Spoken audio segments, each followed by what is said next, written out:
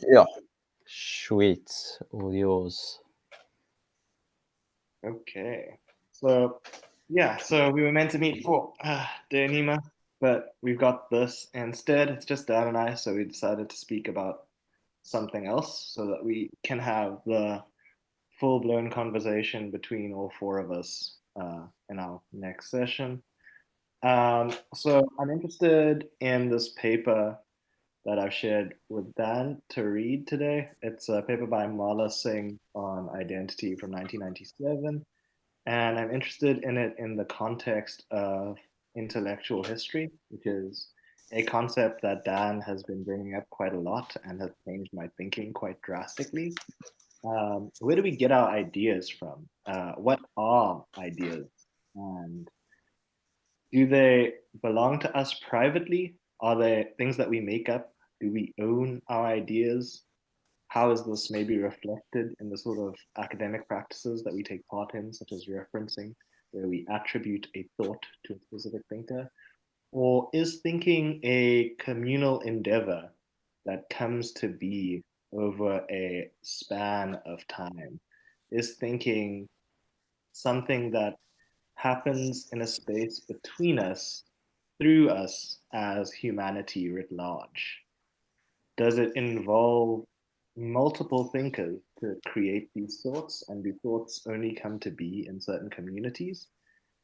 And does thinking always require the presence of another, whether it be a physical other human being or another intellectual standpoint, some sort of self contained otherness? So there's all these questions, and the question itself is muddy at the outset, but I think maybe I want to try two framings. The first framing is, what is a thought? Who does a thought belong to? And where do thoughts come from? How do we interact with them? Where do they arise from? And then I want to, I guess, suggest an alternative framework for looking at what a thought is and where they come from. I think ordinarily we, or I, occupy the private standpoint, um, where the thought belongs to me and I have ownership of it. It comes out of nowhere in this weird space called the mind that I never see or interact with, but just pops into existence. But recently, I've been pulled back down to the earth quite nicely by many thinkers and have been introduced to some sort of intellectual heritage and conversational stances for thinking. And my mind has come to shift that the thought doesn't belong to me and doesn't come from nowhere, doesn't just pop into being, but it is like everything else in the world, something shared between us. So the person that I've been reading a lot that's been very interesting is Hannah Arendt, and she's got this concept of history. And history for her, as far as I can tell, at least from the little that I read, is not some unfolding of infinite reason. It's not some just descriptive process of the past, but it's a constructive action. We create history in some very meaningful manner. And the way that we create history is through storytelling, um, and repeating these untold tales. So Mala Singh is a Indian South African philosopher who used to work at UDW, and moving to America has meant that I've had to be asked the question like, who are the philosophers in South Africa that are influential? Or who are the influential Indian South African philosophers or something like that? And I don't know. I have no idea. But I got my thoughts maybe from somewhere, and I would like to learn about them because I myself feel a sense of incompleteness without knowing my own intellectual history. So the paper that I suggested could maybe be looked at in that light. And then to finish off a very long-winded improvised speech, I'd like to just quickly read this text from Hannah Arendt. This is an excerpt from Labor, Work, and Action. And she says this about stories. These stories, the stories that construct history, may then be recorded in documents and monuments. They may be told in poetry and historiography and worked into all kinds of material. They themselves, however, are of an entirely different nature from these reifications. They tell us more about their subjects, the hero in each story, than any product the human hands ever tell us about the master who produced it. And yet they are not products, properly speaking. Although everybody starts his own story, at least his own life story, nobody is the author or producer of it. And yet it is precisely in these stories that the actual meaning of a human life finally reveals itself. That every individual life between birth and death can eventually be told as a story with beginning and end, is the pre-political and prehistorical condition of history, the great story without beginning and end. Yeah. Cool. That's another wonderful setup. I mean, just in terms of locating us in time and the different conversations happening here. We had the can't make time yesterday, and it started with the question how is it possible to change the world? And this thread of intellectual heritage or inheritance, which maybe we can get into that a bit, and that will thread with stories. I think I'm also feeling just quite relaxed and grateful to be. It's like a pondering space, and what greater things to ponder than where our thoughts come from? What is the container of a thought? Is a story the container for thoughts, or I mean, what is a story? So there's a lot there. And I mean, it's strange how it happens, because just today I was thinking about stories, and the way in which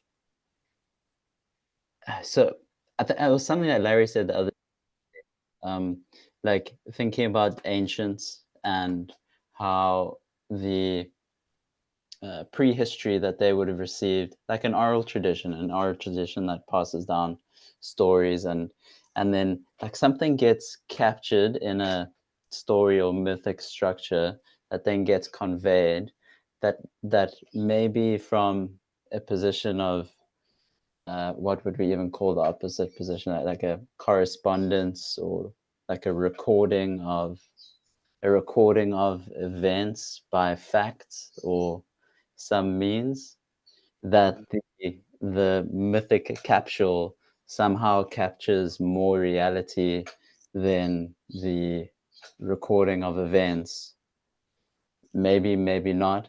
Maybe it's also relevant the eyes that see the recording of events, and then that opens a whole pocket of consideration around technology and manner of recording. And here we are recording a conversation, but I'm aware as I'm speaking, I'm just kind of exploding a lot of questions and possible avenues to go, which might not be helpful, but it's also, there's a kind of a pondering beginning.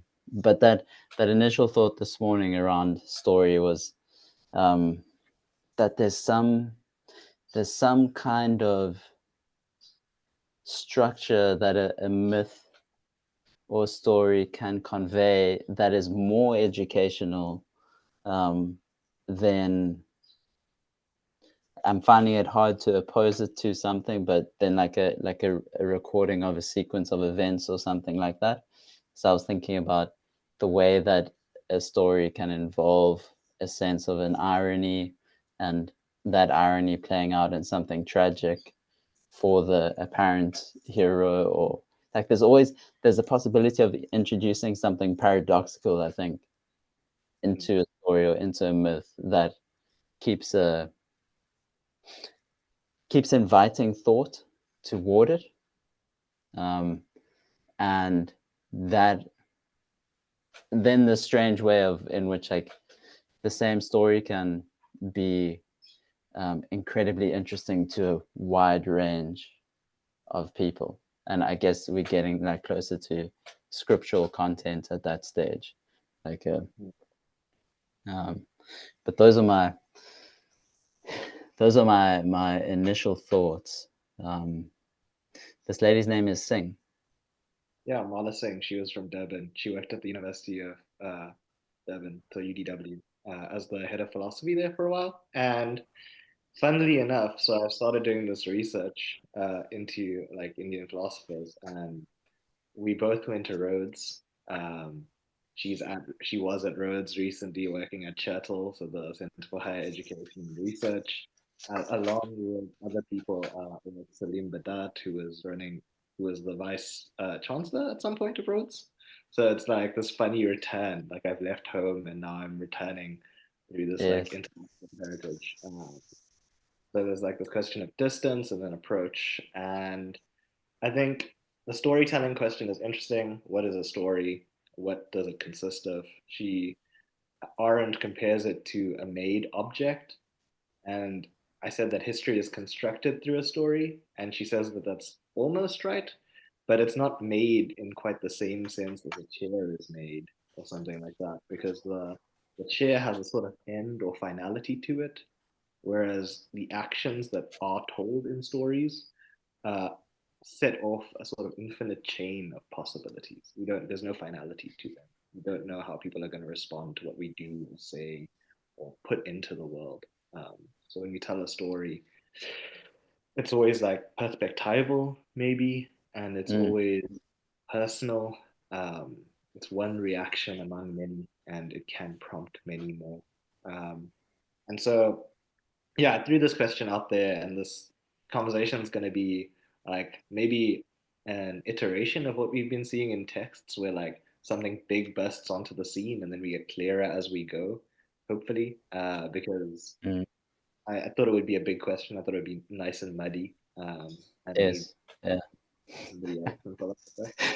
Um, And the framing that you brought in with Larry is first of all very important because we, as students of Larry, all feel a need to always refer to him and the way that he asks questions and the approach that he takes to philosophizing, and how that has influenced our thinking as students, as sort of lifelong learners who are interested in big questions and refuse to deal with the tiny stuff, so to speak.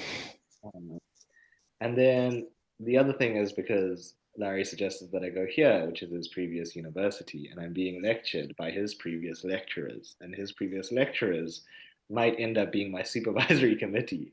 So there's like this weird long genetic history, and they also have interesting supervisors and so on and so forth.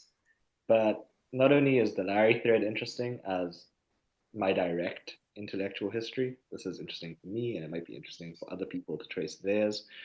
But the storytelling tradition that you were speaking about and its ability to capture more truth or something like that than the written document or the text or the Zoom recording, uh, to call ourselves out as always, um, is really interesting because the other reason why I got interested in this is that my ex partner was like talking about sort of being free in ways that previous generations of your family haven't been free. Like her gran passed away, and she wanted to like do things that her gran wouldn't have been able to do as a woman living in that time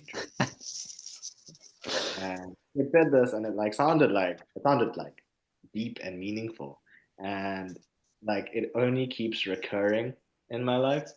um, and so the storytelling tradition is a big part of my intellectual heritage because that's what I grew up listening to from my gran. She would like tell these like oral stories, and like there was the story of like the lame monkey, which was like an ethical story, and I don't remember it offhand. But she would tell these stories, and we apparently had another gran who I didn't get to meet, who was called like Silver Aya or something like that. And she was like the storytelling Aya or like the storytelling gran who would tell all the children stories. And that was like her, that was what she did. That was her spiel. Like that was her whole gig.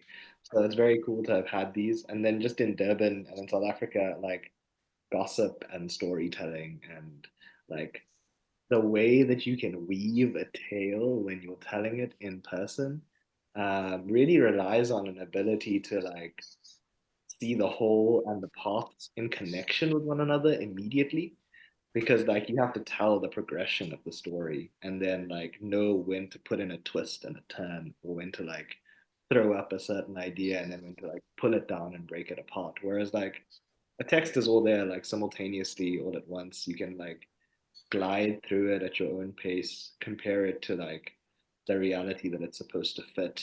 And so it seems like it's more of a side by side exercise than like a progressive unfolding of this idea that I think is important. Mm.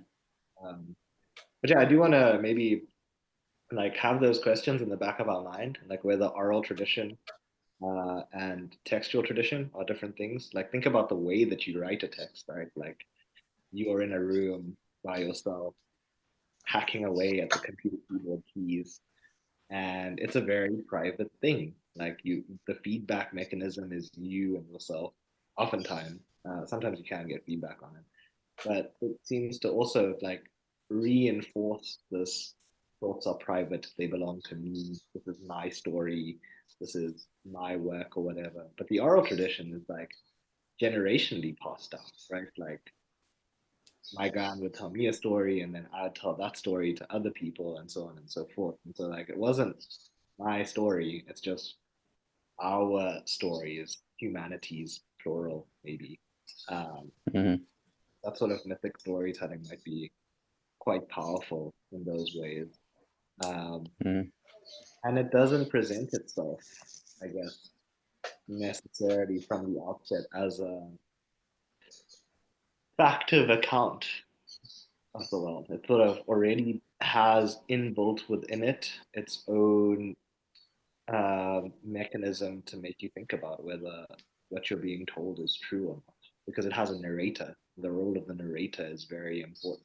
Can you trust the person that the story is coming from, and how might they be telling the story or getting the details right or wrong? Um, so yeah, I thought that this paper was really interesting because it's a paper on identity in South Africa, like what identity is, how we should be thinking about identity in 1997, which is serendipitous because it was the year that I was born, but it's also 3 years after the end of apartheid. And I want you to maybe like reverse, think back in your mind to a time where it seemed like, and I'm not going to say that like things are bleak or dire at the moment, but it seemed like there was still apartheid had just ended, so like something new was coming onto the scene, and nobody knew what this newness was at yet. Like nobody knew how identities were going to settle into what they were. They knew what they had been. They knew that they had been segregated by Group Areas Act and access to education and all of these really important uh, personality shaping systems, but they hadn't yet seen the future, so to speak. Like they hadn't divined the promised land at which we've arrived today. Um, so I think really interesting turning back to that. Like, how are they thinking about how we ought to have been shaping our future identities? And did we even listen? Like, did we have the right ears at the right time? Um, maybe we should read the first line of the first paragraph. You wanna read it? Sweet. The Not the abstract, yeah. I mean, you The can read the framing of abstract. the framing of the question. The Yeah, the framework. I think the first like paragraph before the framing of the question. So it is not strange or unexpected that there is a resurgence of interest in issues of identity within South African polity.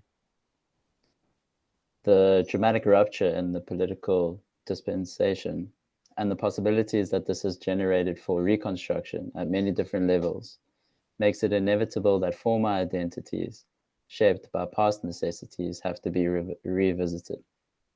This means that when we speak of reconstruction in South Africa, it is not only at the level of the institutionalization of the principle of justice, liberty, and equal opportunity, or democratization of social institutions, or the construction of new policies aimed at redress and equal access to development opportunities. Reconstruction also presumes change at the level of self image and images of the other, new modes of social interaction, new understandings of state, nation, and community, and new engagement with issues of cultural and linguistic significance. The first line there of the next paragraph, and then I think I'll stop, but apartheid was a powerful allocator of identity. That's maybe. You skipped over the first section of that last line. Of that sentence. Yeah. With all its contradictions. Yeah. With all its contradictions, apartheid was a powerful allocator of identity. I think it might be an intentional sentence, right? We Yes. think of identity as opposed to contradiction, right? Especially in the philosophical tradition. Something like the principle of non-contradiction is what determines the identity of a thing. A thing is not what it is not, or a thing cannot be both itself and something else at the same time, right? Oh, yes.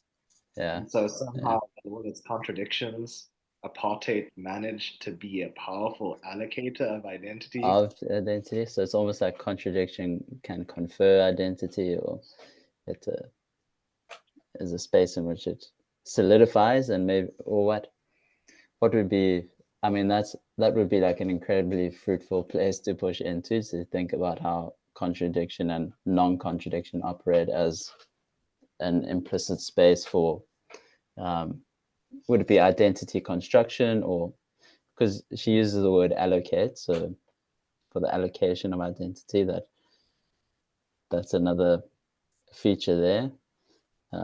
It gives this top-down sense of the state.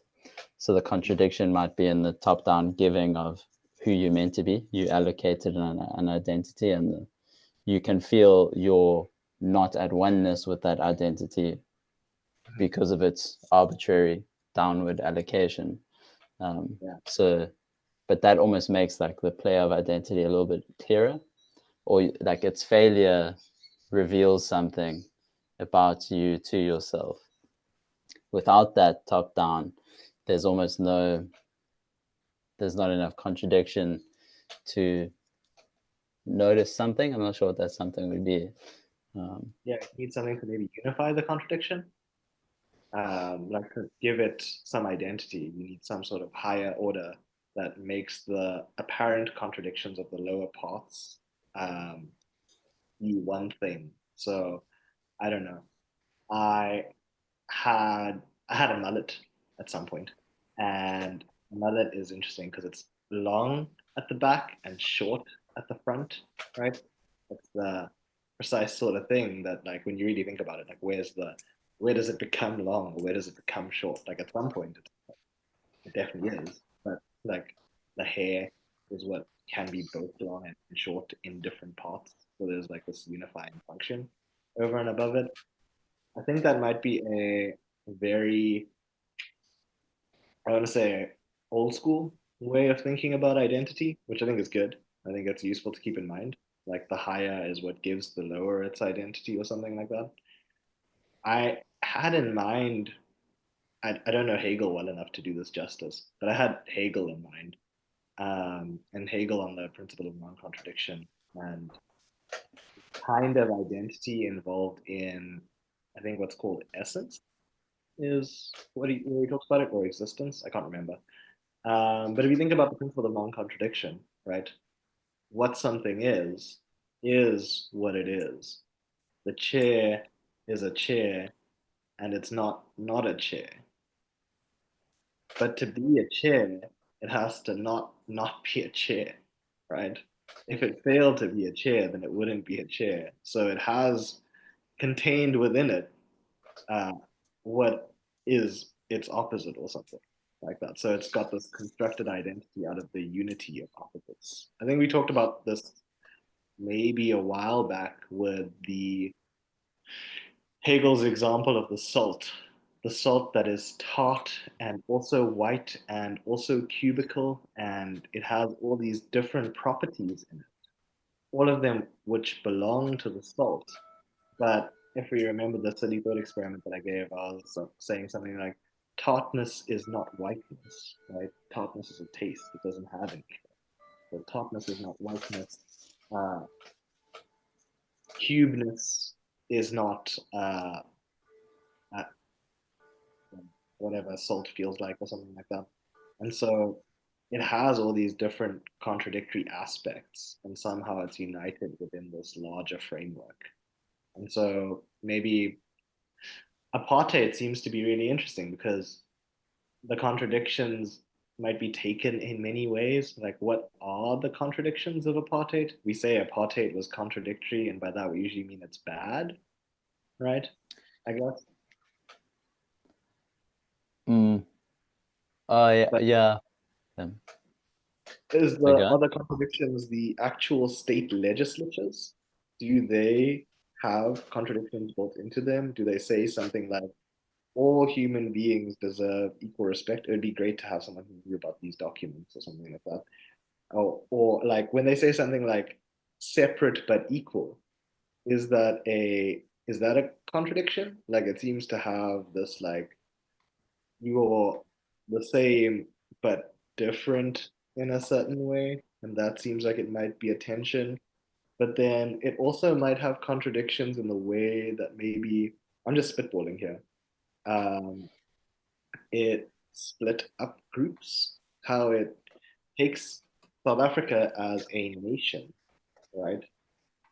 This supposed alleged political place, the state, or whatever it is, and divides it into parts, the black people, white people, colored people, Indian people, uh, as groups, and then literally segregates them into these lived group areas that are fundamentally maybe at odds with one another, and maybe fundamentally at odds with, I want to say, something like the completion of what it is to be a human being. Like, if only in, you can think about the way that, like, uh, tin housing has come up recently in South Africa in like city and urban areas, right?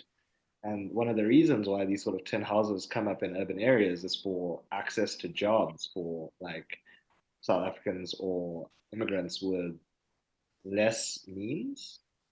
And by moving closer to the city, they have access to jobs, hospitals, schools, opportunities, all of these fundamental things that we think are maybe basic to being human. And in segregating or in allocating certain group areas acts, one might think that what the government was doing was also dictating the identity of a people by limiting their opportunities. Like the people that were nearer to farmlands could only be farmers or they could only do certain tasks, whereas the people that were in city centers could have jobs in more manufacturing sort of retail spaces or something like that, or work at possible like hospitals and healthcare and education systems. So, in a very serious way, not only might there be contradictions in what was the policy of apartheid, which I think would be interesting to think about or to find out more about as we go through this, but also in the lived experiences of people and how they were sort of formally and concretely made into less than humans in a fundamental sense. So, like, they were given, allocated an identity, and this identity shaped the very possibilities that they could actualize in their lifetimes, right? Like, I'm thinking about my my parents or my grandparents or something like that. And my mom, I think, was one of the first few students to get into like teacher training college during apartheid, and that was like what you could get into apparently if you were like Indian. It was like at university you could get into like maybe teacher training college, and you could maybe get into like certain universities. But a lot of the universities had like whites only policies, from what I'm aware of, and so that meant that, to return to the intergenerational thing, that these people who came before me could never partake in the very activity in which we're engaged at the moment, right? They could never do this.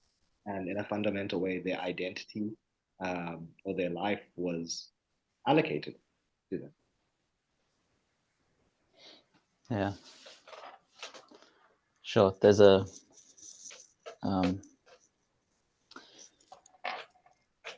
I guess a number of possible directions. I think let me just name a few possible threads to pick up, and also just kind of reflecting back to you a bit. Um, the the one would be what you were getting close to in the very beginning of when you were speaking was to the, and it came out in the passage that you read as well, was this sense that this idea that, you know, like we live out a story almost, or we kind of discover the story that we are engaged in, or we in some way like um, are allocated by our circumstance a particular position, and then we can play a certain role according to the contradictions or the pressures of that state or situation, or um, and we, even if we, and when we do act out of our own volition and we seem to be willing the direction of our life, even then we can come to reflect and realize um, this almost sense in which you couldn't have gone otherwise, or you've kind of played into the hand of this structure or this story or this, so you've played something you played something out that you didn't realize you were um, thought you were freely choosing, um, and maybe even like impassioned about it. That links to the where our thoughts come from and our influences, and so the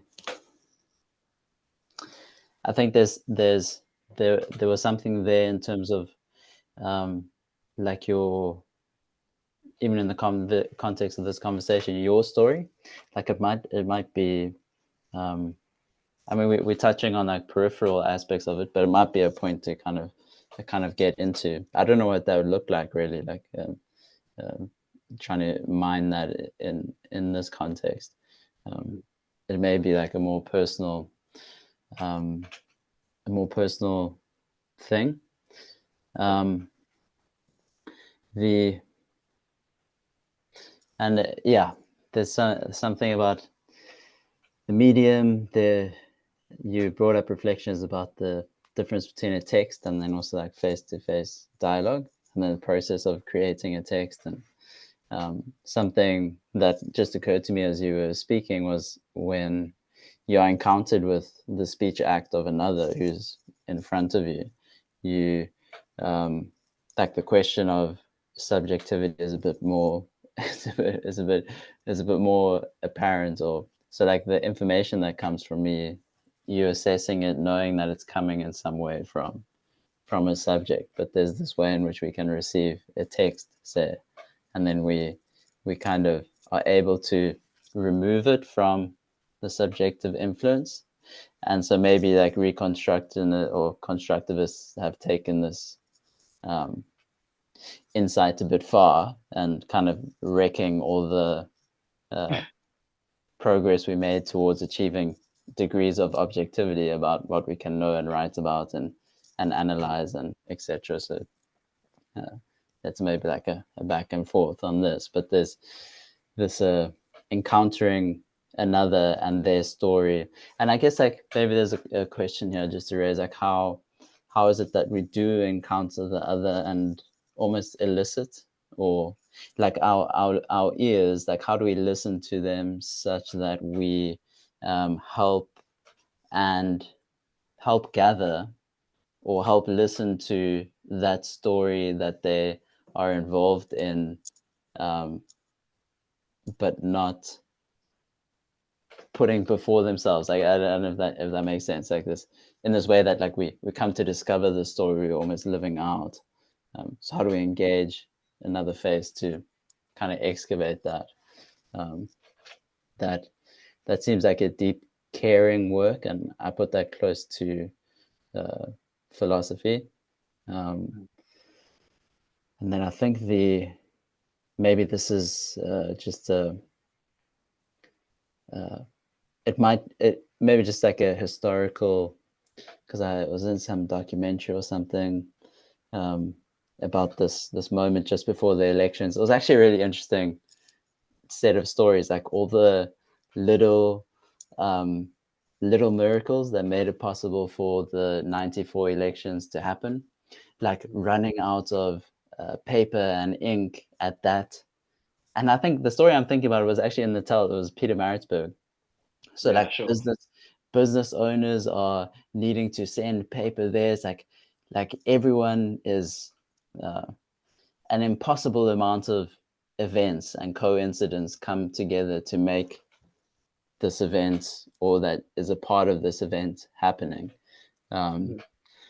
but a part of that whole story was recognizing, and this is maybe into the contradictions of apartheid, which I think a productive area to look into would be the way in which that um, ideology or policy kind of grounded itself in scripture. I think I haven't looked too much into this, but the policy, like the church was very powerful. So there was an example of a specific preacher or priest. I'm not sure. I think in the NGK, I really don't know the details exactly, but he ends up publishing like an article in a newspaper Mhm. at quite a pivotal moment, like in the, I think, late 80s into 90s. Um, and he says apartheid is a sin. And now this just like exposes to this whole community of belief who are going to be, they're now like convicted, but the man who's in the seat of authority is like bringing it, we have to confront it now. Yeah. Prior to that, they would have recognized at some level, if anybody's paying, that it's like there's a contradiction in what's happening here. Like Mhm. um, I have this faith, but how's it playing out politically in my life? And a lot of the stories that I hear from um, people who are now older age, who say grew up in church context, it's Mhm. their kind of confusion and then leaving the church context is often attributed to these kinds of things. Like you're in this beautiful church service and you're hearing the gospel, and then you go outside and like your father's just like completely racist to someone who just Yeah. like, and then you're a child and you're like, what, how do these things, how do like how does it Yeah. come to like Yeah. the the contradiction of it, like the um I'm glad you brought up the church thing. I want to jump in quickly. There's a Martin Luther King wrote a book called like Where Do We Go From Here? I think just before like he was shot. That was like focusing on the civil rights movement, and he talked about, I guess he was a preacher, and he talked about like one of the arguments in the South in America that we used to like keep black people oppressed was something like man is made in the image of God. Uh, God, as we all know, is not black. So the conclusion to draw is that black people aren't men, right? That was really sort of twisted argument that had come from this sort of belief system combined with this contradiction about the way that people were physically and concretely treated within the world. Um, I think that's really like maybe it had a similar effect. Like yeah, the man being made in the image of God is always like very interesting, especially when you have a yeah, patron. God ought to be like or what God looks like, then it becomes very maybe I, dangerous I, territory. I think my chuckle right there is interesting. At least I'm like thinking on it. It's like because there's something that I'm like wondering why. It's like because there's something so blatantly. Um, well, we all have this image. I don't know where it comes from. It's like God is the older white dude with the beard in the clouds. You know, like that Yeah, true. image. So then, so then when you're like reporting this, what King was. Um, what was he saying? The reason given for why what was the claim that black people can't get into heaven or that they should be slaves or Yeah, one of the justifications for slavery in the South apparently was yes. something given by the Okay. free. South. Yeah, and I suppose just like a word of mouth passing around. But I mean, so uh, I meet this guy on the beach the other morning, and he's clearly been uh, in and out of homelessness every Mhm. now and then.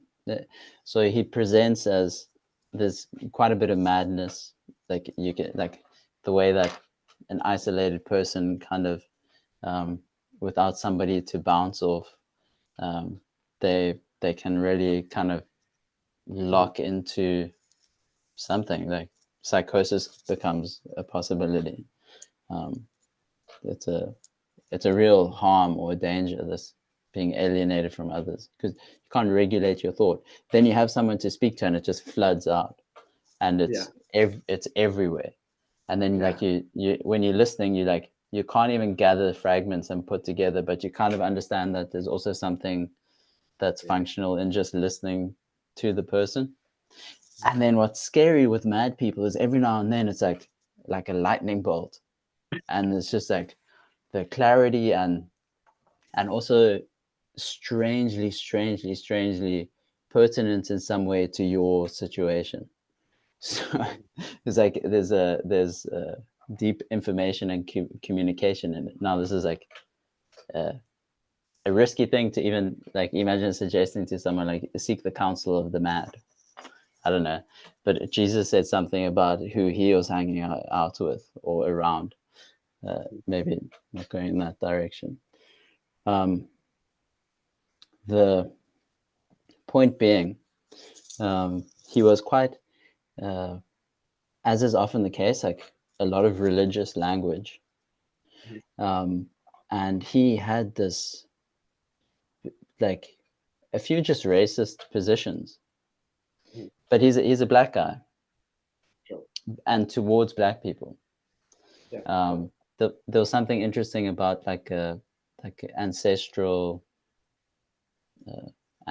practice, and it was quite a potent image actually. Like he painted this picture of the way that when a young child is born, there's ceremonies that take place where you take the spirit of an ancestor and he was like, and you like put it in the child, and then that Yeah. child now carries that like of the grandmother or something.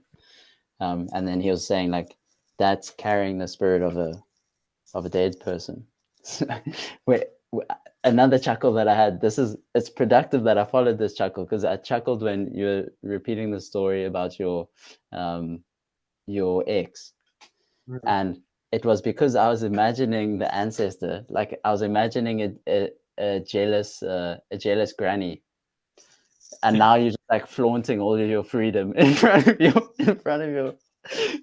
your dead ancestors, and they're just like, oh no, I never got to do, I never got to do all of this, you know. But I suppose it would But be, I was thinking about it. So when you said that, what I was thinking about was like the transference of souls rather than like the like separation of them. So like, where yes, do we get our thoughts? Do we get our thoughts from this genetic history? Does our family lineage determine our thoughts? And then is it like our thoughts, like a transference of soul from one person to another? Do we like reproduce reason by passing down one thought generationally? And do we have this intergenerational thinking that comes to fruit in like yeah, younger, like the future children or whatever? Um, yeah. Or and then the Jesus thing and the madness, right? The hanging around with the mad. Or are our thoughts divine? Do our thoughts come from some great thinker? And I don't mean Kant or Plato or Aristotle. I mean something like the divine intellect. Yes. God Yes. has some sort of self-thinking, or the master crafts person that makes the universe. Do our thoughts come like lightning bolts from the divine? Um, Yeah. Yeah. or are they just ours? Like, are we just Let, stuck in our own head, unable to like get out and speak to anybody else? I And think. do they Mm, just sit with us in that way? Like, there's these multiple avenues for what thoughts are and where they could come from. And it seems like depending on which view we take, we become committed to a certain aspect of them, right? yes. Yeah. I am. Except for what we're speaking about, which is like almost this, um, the speech in the context of the other as having some kind of uh, mediating, or it's like an immune function to our own thinking and our own thoughts. And there's almost something, maybe there's something about the very substance of the idea that can be communicated, has to be communicated in a medium that can be passed down. Um, okay, but I'm just it was this mad guy. He Jonathan, I think was his name. But he contrasted the situation of the ancestral inheritance in this gestural, this like passing down, and he was like enacting people walking around with like the spirits of dead people with them, and then he was saying that's not the what's spoken about as like baptism, which is the communion with a spirit that is living. Okay. Um, and I think there's something. I think there's some. Oh, okay, there's something there even in this sense of like, what is it that we can share with one another so that we aren't each uh, isolated in our own. On the one hand, our own inheritance, but also our own construction in terms of these are my thoughts. These are there's something. Yeah, so like the private realm is the only one that seems to lack a proper other, but it might even have an otherness inbuilt into it, like dialogue in your head might be a way of self-othering. Like that might be consciousness might Yeah, have this built into it is one way to think about that. But all of these seem to have otherings to them, like the social view, the genetic, like family lineage view, has other people, physical beings that you come into contact with and speak with, and the divine view has like the great other as something like God or something like that, that can be played out. So I think there's all these like strands, but I think maybe we should mm, continue reading this paper to see what she has to say about what identity is. So like we can come to get like a we've got all these like threads floating around about how we're constituted, how a thought is constituted, what it means to converse, I guess, with another. And I think these are big and important questions. But I think having the text is also worthwhile. are you Um, thinking of a specific place or? I mean, part of me wants to skip this whole introduction, even though it's really good. Um, Mm, the framing of the question, because it sets up the framing of the question and it talks about how apartheid assigned identity through legislations and sanctions. Just reading the next few sentences. It suppressed identity through centralizing race and ethnicity at the expense of other markers of identity. So there might be more markers than apartheid used to identify people. Like we can say that they're black or white, but we can also say that they're academic or doctors or artists or fun or happy or nice, and why these rather than those, or tall or short. Like how do we choose? How do we construct our identity? What is identity if it has all these parts?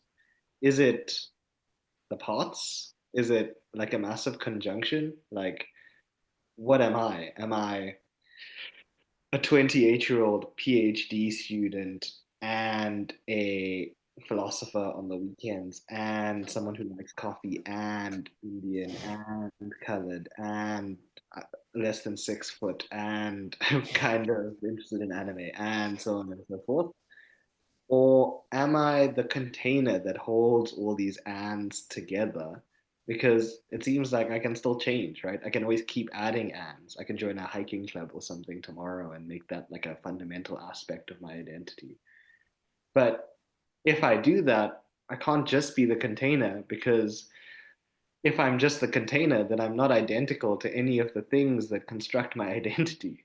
So it seems like we have all this stuff that belongs to us, but is not identical to us, but at the same time has to be identical to us in order for us to be the people that we are.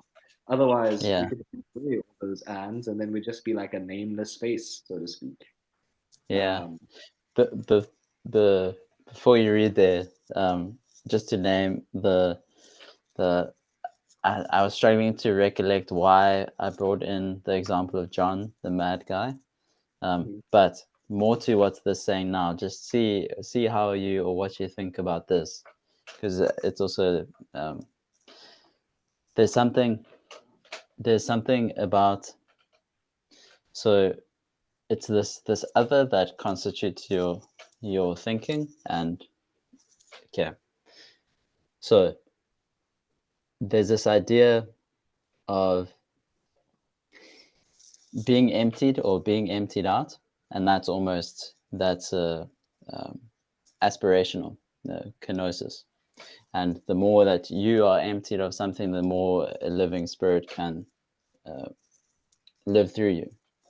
But there's this kind of like intermediate phase, it's like a Paul in Galatians, I think he's like, put on Christ.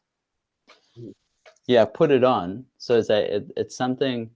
There is this sense of this like a container, or also like there's a symbolic aspect to this, or like almost like a mask, but it aligns with my aspirational set. And then there's almost there's something about that mask that affords the reconfiguring, or properly the emptying out of those other strands of identity.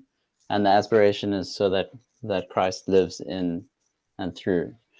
But the feature, or the part that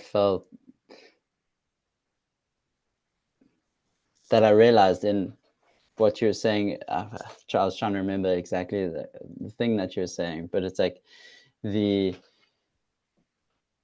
I think there's something about the way in which, I mean, the two great commandments, love God and then love your neighbor. And I think it's that loving your neighbor thing of like loving the other. It yeah. like the next other that comes, and the like mask of Christ and the emptying that is afforded in that. So then you somehow become the thinking that is configured by the next other or something. So it's like it's there's seems to be the possibility of like putting off the divine and the other inheritances. There's like a teleology almost towards this receptivity or something, whereby one's inheritance is quite uh, simple, or and there's something about that is about encountering the other as they are, and like loving them, and that is maybe like good for good for you, or the yeah, but uh, stumbling in that direction, maybe we read. But there's I guess I was giving like a potential pattern or an image of a configuration. Yeah. Am I the contained or the container, or what do I want to contain, or am I more of an interface? And the success of the interface has to do with its ability to thread together and to empty out what I inherited prior, or um, any interesting areas, I think. I think the way that you're talking about before we read, um, talking about love and the like love your neighbor, love the other, interacting with stories. How do you read a text? Like there's something about like loving a text or like a loving engagement. And I don't know. I think it's a Bible phrase. I don't know the Bible because not my cultural heritage. Uh, the love is patient. Uh, love is not blind or something like that. Love is not easily angered. All of these like identifiers of love. But like love Mm. is patient, love is kind. It like takes this very like generous approach to things. But it's also not kind always because like sometimes the patience is thin, right? Like you can be patient and be loving and generous and kind, but if you see somebody that you love behaving in like a terrible way, then it's time to like come down and Yes. like Yeah. resolve these like things quickly before like they become worse habits or something like that. So like I think with a text as well, there's something about like loving a text, like letting yourself be taken by it, listening to it, contemplating, being patient with it, Yeah. and also being able to have that like earnestness to say like, uh, this is not, this is not it. So yeah, let's continue reading a little bit, see what we can get. Um, I'll read the passage that we were on, and then I think I'm going to skip to the key assumptions. But the passage we were on is still the framing of the question. With all its contradictions, apartheid was a powerful allocator of identity. It assigned identity through legislation and other sanctions. It suppressed identity through centralizing race and ethnicity at the expense of other markers of identity. It facilitated identity through unifying its opponents in a common assertion of a non racialism and anti racism. The displacement of the apartheid state has made it necessary to transcend and reshape identities forged by the exigencies of living under and responding to apartheid policies. This applies as much to individuals as it does to organizations and institutions within which we interact. We have the historic opportunity to fashion a new set of understandings about who we are and what we consider to be a fundamental value to us. We can consider what it means to be a South African within an emerging democracy on the African continent, close to the opening years of a new century within a world order where the market seems to have driven out all serious competitors. We are able to reflect on the extent to which we want cultural, religious, linguistic, and ethnic particularities to shape the reconstruction of national community and individual identity in South Africa. And we are free to mobilize around our interests in this manner, using frankly explicit or ambivalently euphemistic terminologies, and following agendas that are emancipatory or opportunistic. These processes are extremely exciting and challenging and also enormously fraught with disintegrative tensions and dangers. How we negotiate them will be crucial to the defining character of the society that we are seeking to establish. Having to engage increasingly with the politics of identity is perhaps another indication of the process of normalization occurring in South Africa. The focus up to now has been on a national struggle for a democratic framework that would guarantee equality and justice for the entire population, irrespective of the particularized group's interests within that population. The formal establishment of such a framework has opened up the space for the continuation of political struggle through a bolder articulation of group interests, as has been occurring in a number of other societies. And then she points out to a quote. Few things that I maybe want to discuss quickly. Mm. The way that you talked about with all its contradictions, apartheid was a powerful allocator of identity. It assigned identity through legislations and sanctions. It suppressed identity through centralizing race and ethnicity at the expense of other markers of identity. It facilitated identity through unifying its opponents in a common assertion of non-racialism and anti-racism. I thought this was really interesting. Um, when we think about identity again, um, before we even get to what the underlying assumptions are about identity, Mm. we might want to think how things are identified, right? Like the chair, to give the example again. Like what makes the chair a chair? Is it always a chair? Do I assign it its status as a chair by sitting on it or something? Uh, does identity belong to something in virtue of like a natural kind of what it is, like fire is always hot or something like that, or is identity a suppression, a leaving out some form of detail or something um, that we do? Or is it a facilitating through identifying different markers of a thing? Like I'm imagining gold as a yellow metal with a certain weight and a certain periodic table number or something like that. It's got all of these various features that are one by one by one identified and then unified into this thing that we call gold. Um, so it has this sort of facilitation of identity. And I'm wondering, Mm. like, normally the way that we think about identity is not in relation to objects. We think about it in relation to subjects. We think about my identity, who I am, what do I identify as, especially in like the sort of uh, the identity politics we engage in today. Um, and we approach it from an incredibly, well, approach it from an incredibly individualistic approach, or I tend to, right? Like I am a philosopher, or like I decide what I want to be identified as, right? Like I don't necessarily identify with ordinary gender norms or this or that, and I define myself, right?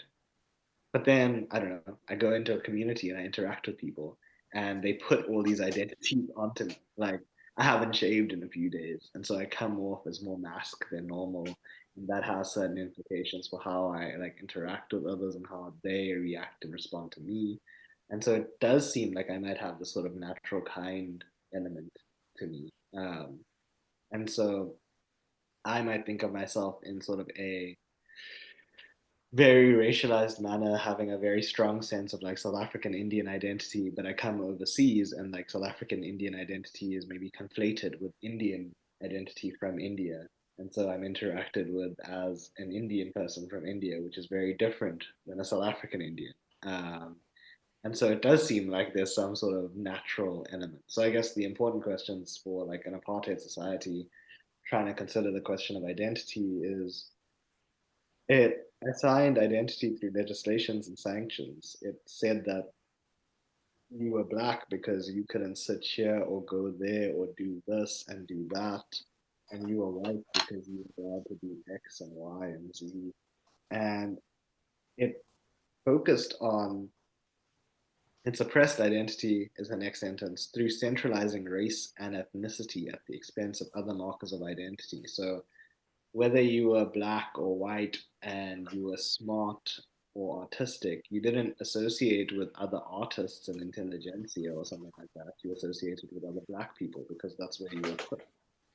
You were physically constrained to that location. And so, in the sort of construction of identity by the apartheid government, they were very much finding ways to like create identity by removing these other factors. Like, why didn't they? I don't know. I know why.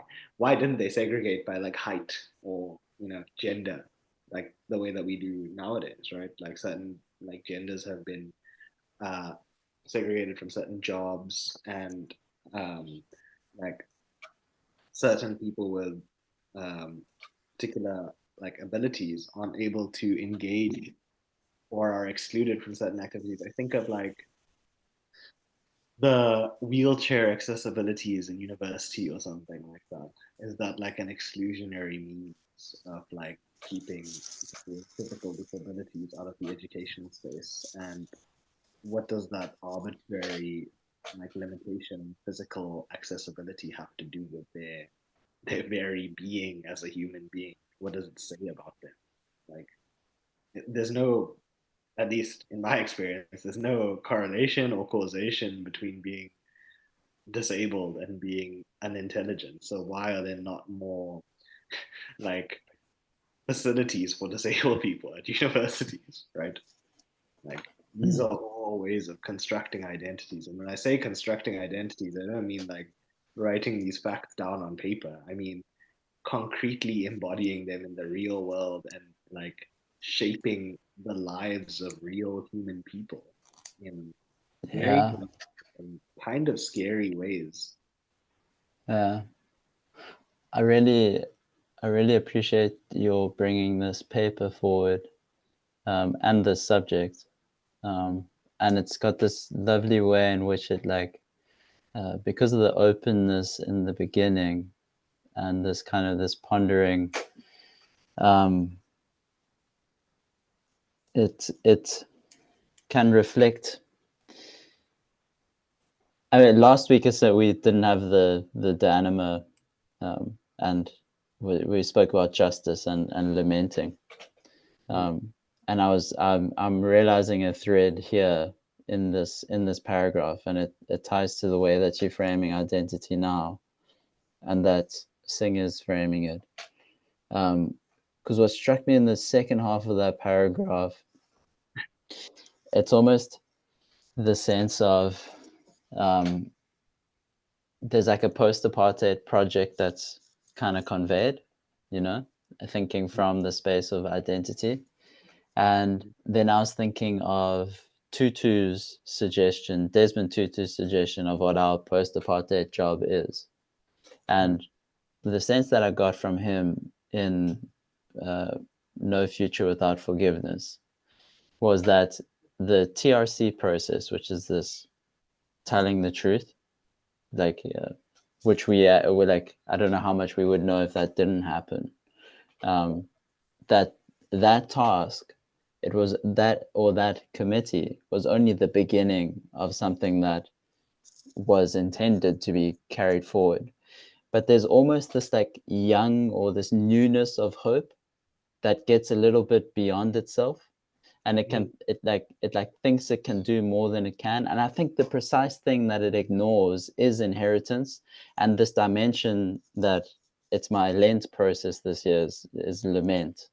This dimension of lamenting, I think, is important, because it lament, I think what's part of it is like, is a full reckoning of exactly all the ways in which one has been configured by one's inheritance, by one's context, by everything that has been assigned.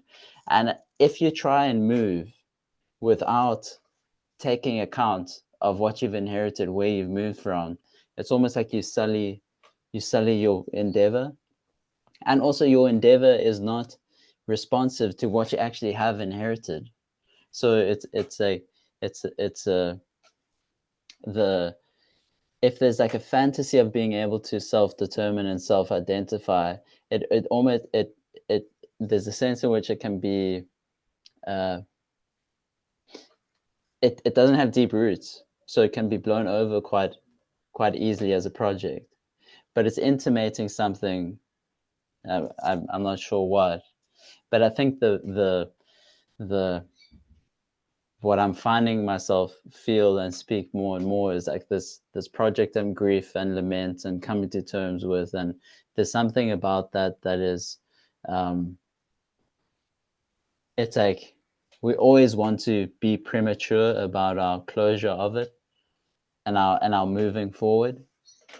But it's just like every time that happens prior to the full account, or like fully taking stock of where we are, what we've inherited, it, by that very unprocessed material, the next project is kind of sullied. Um, yeah. I wonder what you'll think when you finish this paper. I think like have a read of it later. But I'll keep on the thread with that. So like I wonder maybe I'll be the one to bring some optimism in here.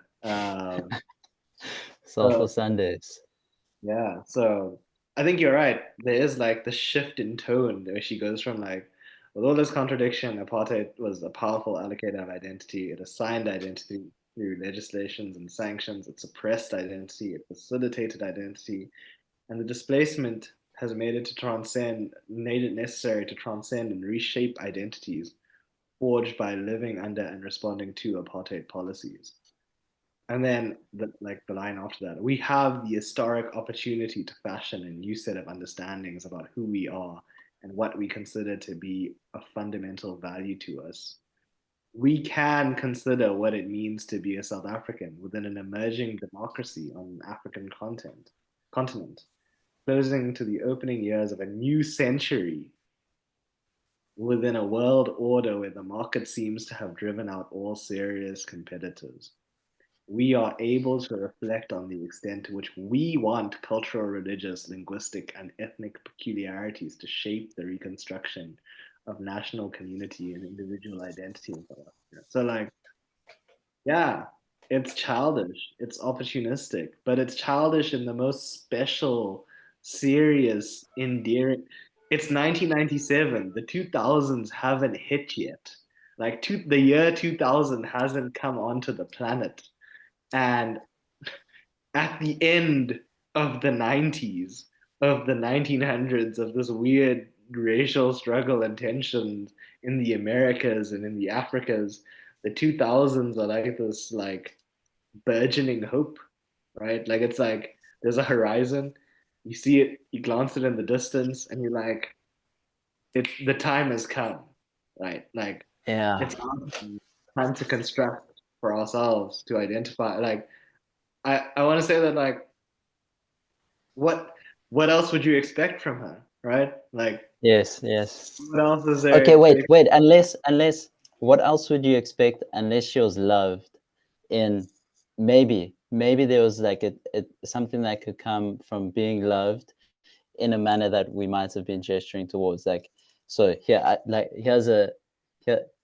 I'm really curious what you make of this. Like, Pandora's box yeah, sure. and the um, what's it? She gets curious and she opens it, and all manner of evil flies out and Yeah. wrecks the world. Oh. And then the last thing in the box Mhm, is hope. mhm, Now, I had heard a version of this where hope was the last thing to leave the box. So that's yeah. kind of saying that like it's the last evil that's set onto the world. And then I was thinking about like the difference between having a hope that you can see, which is in some way involved in your project of identity, and then Yeah. the hope that is unseen.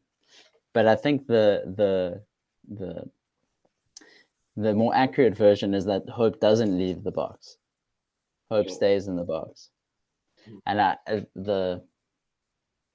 don't know what to make of that exactly. Well, I'm really, it might have something to do with the unseen, but the I mean, like, what do you make of hope staying in the box, and of like, I don't know. So you're standing for optimism. I'm here on the pessimist side, on the Soulful Well, Sundays. But I'm about to develop, hopefully, and I think the Pandora's box suggestion is useful. I don't know what to make about the hope in or out the box. I think both are very interesting and both are possible situations. Like hope in the box would be like the last gift, maybe that like remains there, that we can still have hope for the world.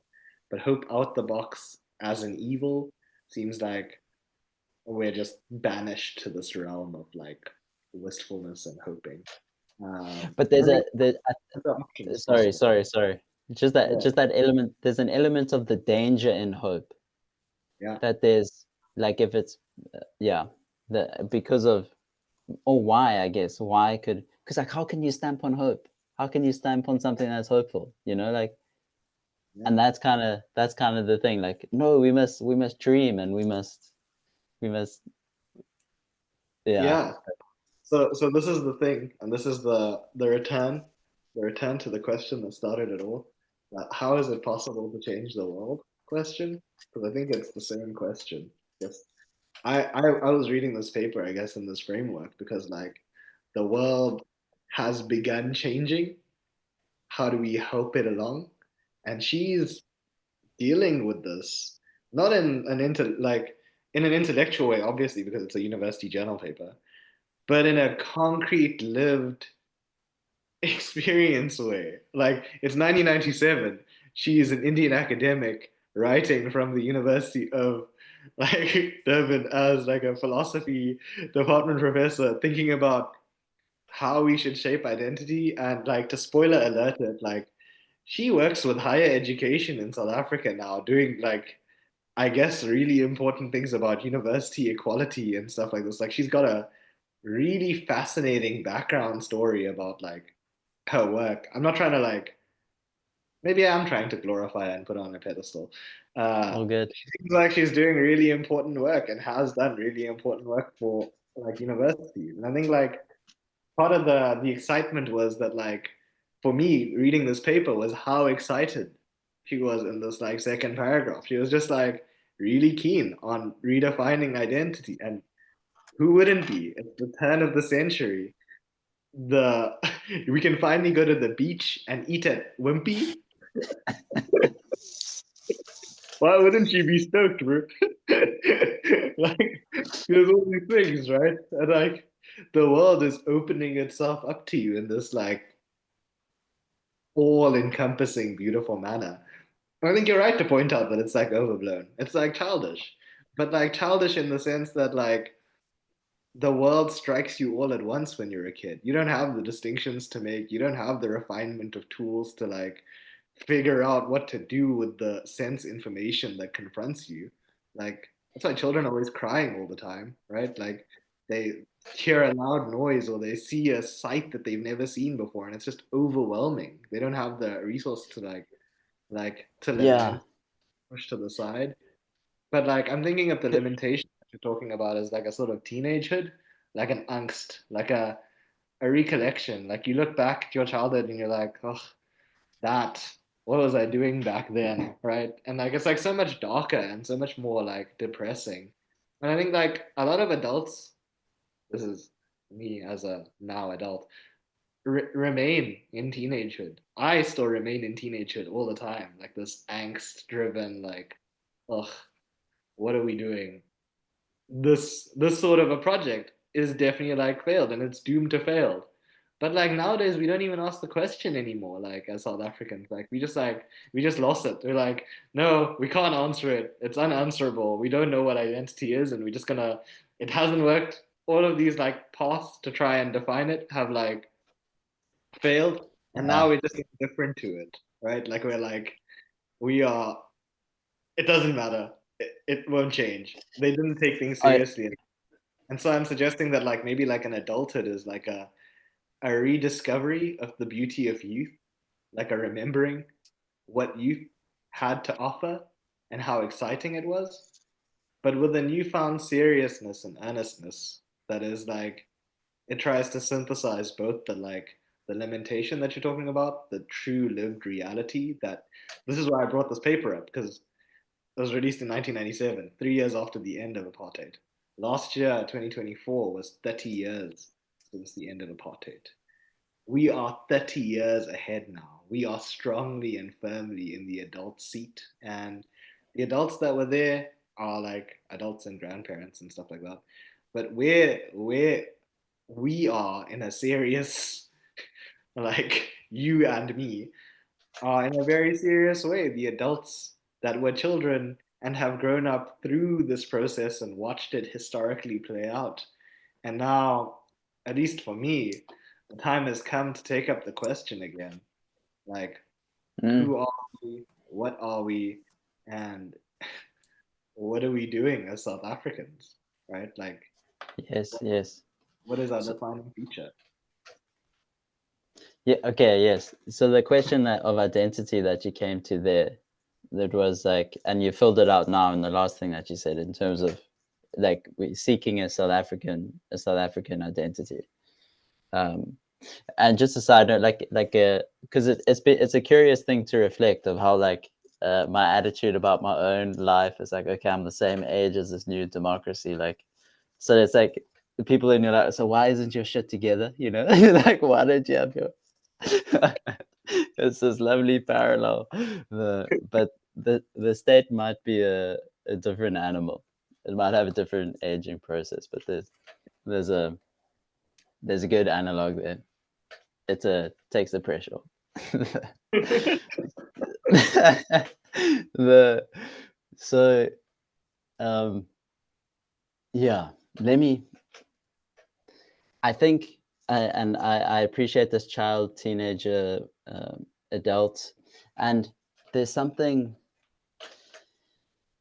there's something about the way that it could be said.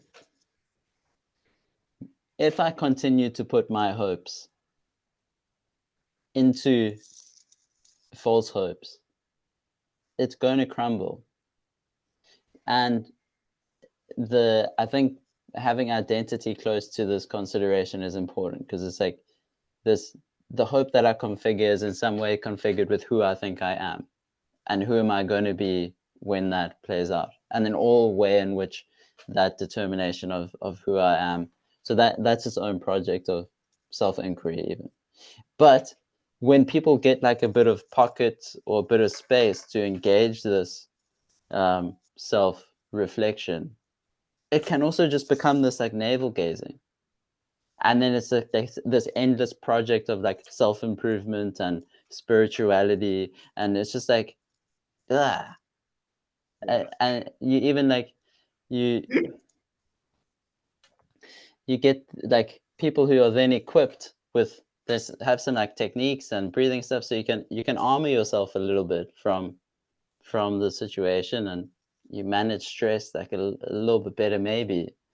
Yeah. But what is the like So nah. you said so. I'm so happy to have like But- touched it. I've like never seen you. It's an achievement in and of itself. I wonder about the second stage, the navel gazing that you bring up, uh, and your grumpiness at like the self help for like the people trying to find themselves and working through these things and just like pouring their like efforts into like a false effigy or something like that, like some like false manifestation is like taking up all their time. But identity is really interesting in that navel gazing. I mean, first of all, you do have a stomach, and it might be worthwhile to look at your navel every once in a while.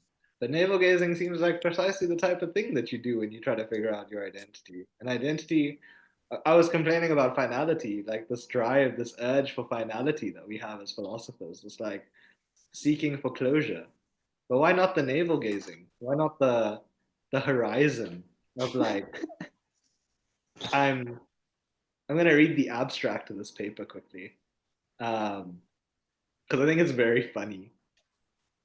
And funny not in the sense that she's being overly optimistic, but she's suggesting something. We didn't get to talk about her thing of identity, and I'll have to leave soon. But yeah. just the abstract right at the top, I think she has a really powerful account of identity that South Africans haven't taken seriously. uh, In this article, the author seeks to locate the debate around identity within the framework of Reconstruction and the goals and objectives that inform the anti apartheid struggle in the country. A number of key assumptions in the identity debate are outlined, which essentially point to the fluid and open horizon for identity construction in South Africa at present. The author then identifies a set of key issues in need of rigorous analytical attention as part of the process of clarifying the different dimensions of the identity debate. These issues encompass political, cultural, moral, and educational aspects of the identity question.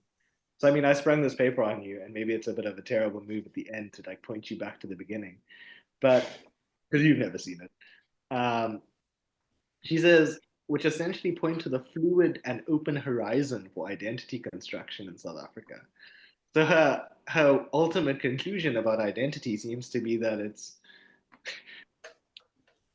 fluid and an open horizon, right? We're always, we're ever anew. We're continuously self-creating and self-defining. And mm, that's a serious pocket that I think hasn't been tried, right? Like to not shut down identity and to not say that we were trying to achieve some sort of like rainbow nation ideal or something like that and that failed, but to say that like no, we're always trying to figure out who we are, and it'll be different for different times and different people because they'll be different too, and they'll be in different situations, they'll be different, right? They won't have the same identity as a previous yeah. past identity or something like that. So I think that like what I think is really fun and interesting about this paper as a whole, as like a as an inquiry into identity, is that it doesn't give us a solid, rigid, Uh, real identity. It gives us a fluid, dynamic, becoming identity. And you might want to ask then, what does it mean to become South African? yeah, Like, what is the yeah, becoming? What is the becoming South African that we're doing or engaged in? yes, yeah. How is this? I Yeah. no, I appreciate that openness of the ending, and that it's um so I mean we might have even stumbled on some kind of like criteria or standard by which to think about that becoming, or at least like roughly gathering it. But there's a postural thing, maybe like this example of navel gazing. Hmm. It's quite a shocking moment. So you're meditating, like meditation practice, and then like because your attention is doing something, and then your like head drops, and then now you've adopted this posture that you know its name is navel gazing, but you just like you were distracted into it. You like Yeah. staring at your nasal now, like you've lost your posture. And if there Yeah. isn't someone like to um, correct or just give a little adjustment, or like a community of practice or something, then like that posture doesn't correct itself, and then you're just like you're missing the point of it. So there's something about like the the posture itself, that in its other orientation, um like a the so if and I mean just in what we've gathered in this conversation, like this this openness, this enthusing, which 100% all for, and there's like a I'm even feeling enlivened now, considering that I'm involved in a project of becoming South African in a sense, a part of me at least. But it has a significant there's a difference, or there's a way to um, relate to that. The the if I overestimate my capacity to become identified or to be an identity, and I go on this like in my creative possibility, I'm going to be either like in a tragic way, ironically playing out something that I've inherited but haven't looked at, um, and then, or I'm just going to be grabbing for what's closest at hand, and then I put way too much weight into something that's actually frivolous, Yeah. and now it's all about the how I can identify. Like there's something. I mean, maybe just my last point, that it might be a, I think it's been in the background almost the whole conversation, but it might be like a uh, I think there's something about correctly configuring symbolic identity or social identity, and what that can be and what it can't be, and that it will always in a sense fail, because you are you, and then you also are you who you are configured in the social instance, and there's always this like failure to be your symbolic identity, like failure to be who you identify as, even in that phrasing, to be who I identify as, who's the one who's identifying as the, so there's like there's this failure, and I think the insistence of that failure points to something that's worthwhile, and it encourages a mode that is appropriate to the way that identity like functions between people. And then the project is uh, I think it has like sufficient playfulness to Mhm. yeah. But yeah, just as like an ending to that, like that forever failing, that forever failure. seems to be the kind of thing that she's pointing at, like precisely with the open horizon and the fluid nature of identity. Like it's a forever failing. Like I try to identify myself and I just keep failing and failing and failing and failing. But the intent, the intonation of our speech towards that failing can be positive or negative. You can like say, "Oh, I keep on failing," or "Oh, I keep failing," right? Like I never find myself, and isn't that beautiful? Because I can keep finding myself afresh, right? Like I'm always growing and changing, and that's part of what it is to be human, and part of what it is to be alive, right? To be maybe as Nietzsche puts it, like to be unchanging, to be static is to be dead. And like the philosopher's obsession with like these like identical things, these sphinxes of concepts, I think he calls them, um, was like a will to death. Even even Plato, I think, has like he's slippery enough to work the forms into being out of the world and to leave the world in becoming. Because it doesn't seem like the world ever like reifies into this solid thing. It just seems like it's always flux.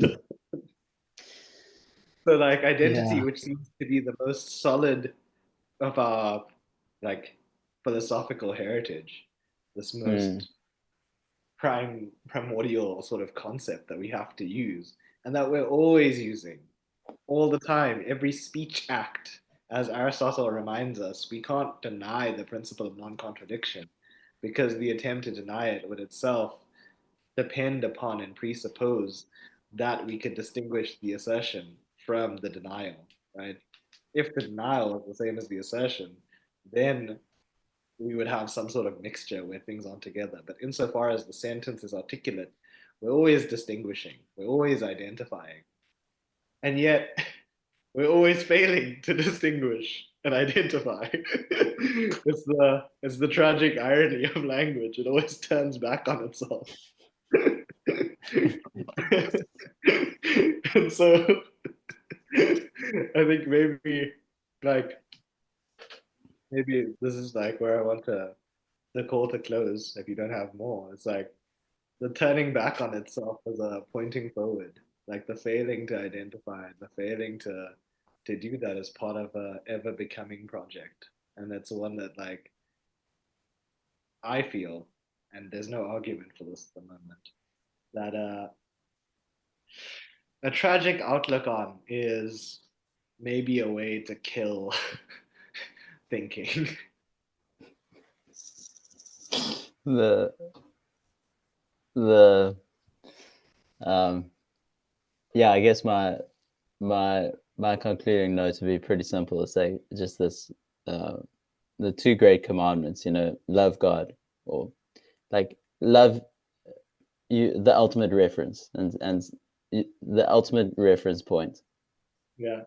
and then love your neighbor as yourself is the extension. But it's like, and then I'm thinking like maybe I want to seek that identity that pours me so much into relation or into my being with another or my loving another, that I get kind of empty of these inheritances, these eddies of who I must be and who I must appease and what I must do in the world, and that there's some kind of like interface, there's some kind of manner of meeting the other, that by by the very contact with the other, like this very conversation, like by pouring into that context, I somehow become more free myself in this like in giving myself to this, and it's an easier, um, it's a lighter at least, uh, put on. Yeah. I think maybe one last thing about the principle of non-contradiction and the fact that we can't escape it. Identity also seems to be like one of those things that we can't escape. Like even Yes. in the way that you just poured that forth about like this like changing and like this like pressure to be someone else or to like to meet expectations. Like you were so happy that like the state was 30 and that like it makes sense that like we don't have stuff figured out because of course we don't. Why would we? Um, and yet like the self beckons right? Like even the attempt to like shift the identity to identify with this like other thing is still an attempt to identify.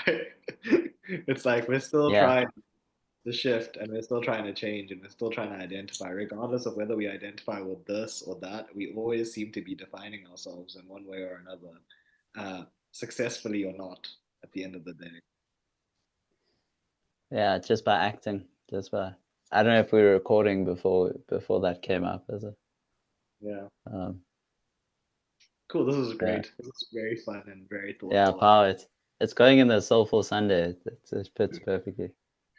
Okay. It's so funny, like the can't make time. It's Yeah. like a 3 episode approach, and then we got to the beginning of the critique of pure reason. we That's always we how fun. started with the Anima. Um, the second one, it was on like justice and lamentation, and I even put it in a different playlist, but I'm going to put it back into Soulful Sunday. Yeah, sure. Uh, yeah, and this is the third session. So maybe next week we start reading the Yeah, second cool. paragraph of the Anima.